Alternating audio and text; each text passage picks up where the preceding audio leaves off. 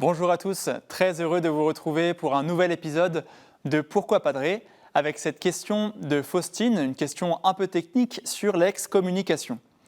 Quelles sont les conséquences spirituelles et pratiques de l'excommunication ?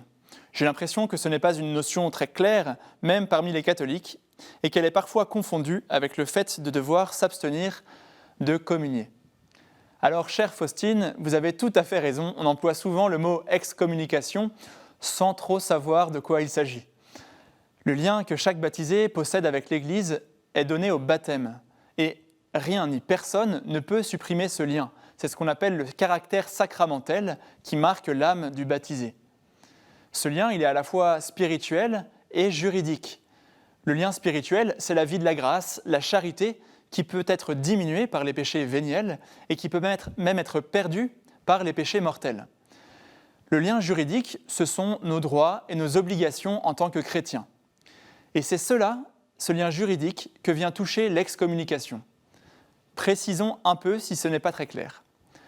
L'excommunication n'est pas le simple fait de ne pas être admis à la communion.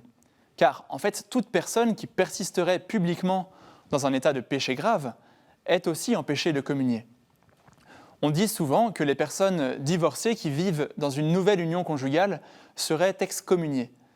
Ce n'est pas vrai en fait. La contradiction objective entre leur situation et le mystère de l'Eucharistie fait qu'il leur est demandé de ne pas communier, mais l'Église ne prononce pas une peine au sens juridique, une peine d'excommunication à leur encontre. L'excommunication intervient plutôt pour marquer la gravité extrême de certains péchés. Par exemple, le schisme, l'hérésie, le rejet de la foi, la profanation de l'Eucharistie, la violation du secret de confession ou encore l'avortement, quand les personnes concernées ont conscience de la gravité de ces actes. Concrètement, l'excommunication veut manifester à la personne la gravité de ces actes, comme des parents le feraient en donnant une punition à leurs enfants. Le but, c'est bien la conversion et le retour dans l'Église. Alors merci, chère Faustine, pour cette question. Continuez à nous poser vos questions à l'adresse pourquoipadrer@kteotv.com ou sur les réseaux sociaux avec le hashtag pourquoipadrer.